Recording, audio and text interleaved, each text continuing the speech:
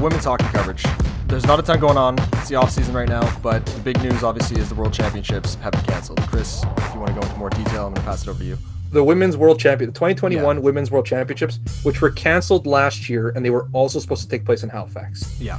So with this cancellation, which, by the way, completely within the rights of the Nova Scotian government to cancel to protect the people of Nova Scotia. There's nothing wrong with that. No. What sucks is that the players were already in their camps, already following protocols. They'd already quarantined. They'd already started camp. They haven't left their hotel rooms except to go to the rink. They've been testing every other day. They're already in that process. Like, for them, this tournament was happening in 2 weeks. Like, they're deep into this here. Yeah.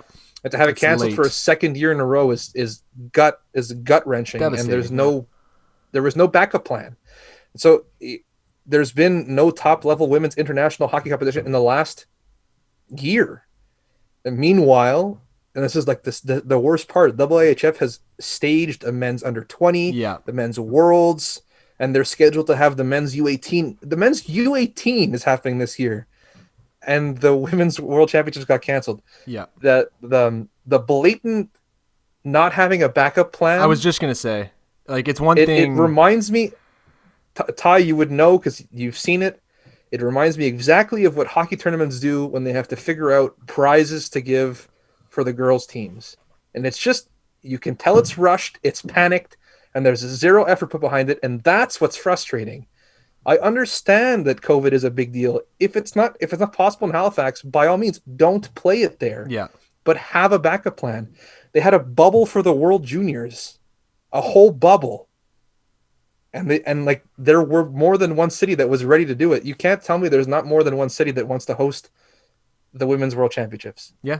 I mean, that's the big thing is, again, it's not their fault. It's not IIHF's fault that it got canceled, but it is their fault for not having a contingency plan here. Like, they didn't have anything lined up. Exactly. Yeah.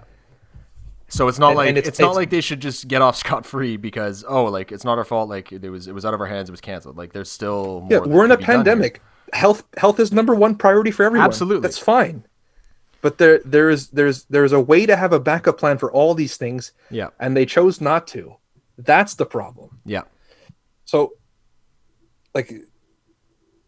especially given how heavily the men's tournaments are outnumbering the women's, right? Like, you would think there would be that much more importance placed on this one. There hasn't been an organized professional women's national tournament since the CWHL folded. Jesus. And the Olympics are supposed to happen next year. Yeah. So these players, they refuse to call NWHL players. So the PWHPA players who will play for the national team will only have those showcase games and whatever practice there is. I know that the WIHF promised that they're going to try and have the tournament in the summer or in September, but times are running short here for you to make your fucking Olympic rosters. This was not a mistake they could afford to make, and they made it anyways. Exactly. That is way too long to go without national team play in the run up to an Olympics. It would never ever happen with men's hockey. So the women's hockey calendar in the last 3 years has been almost entirely wiped out. This is from Haley Salvian, so it gives you a sense of exactly what's happening. 2019-2020 Four Nations Cup canceled. 2020 and 2021 World Championships canceled. And the last international event was the 2019 Women's Worlds, which was also the year the CWHL folded. Yeah. That's insane. Insane and unacceptable. With that in mind, you would have thought they really would have put a lot of emphasis on getting this one right. And they didn't. Yeah. And that's the issue. Again. They showed their ass again. They consistently show their ass. And in some lighter, less terrible news, so NWHL. So there's a few things that I want to cover quickly, and then because there's not much else to talk about. The Montreal franchise that we were hopeful for, there's some reports that it might be postponed a year. So instead of playing in 2021, 2022, they'll play in 22-23. It's still happening, but it might take an extra year to set up properly. Yeah. That's fair, given the draft is supposed to take place sometime at the end of June. There's no official date yet. And there's no word on when the free agency will start and what the salary cap is either. So that's stuff that when I get, we'll have segments on. Like we'll definitely talk about the NWHL draft, and we'll definitely talk about signings when they arrive. It's the off season, so it's pretty dead right now, and that's sucks. The only thing that we had to talk about was the Team Canada camp, and I was going to list off some players you might know and some of the lines they were practicing with, but like it's all for nothing now. Yeah, embarrassing.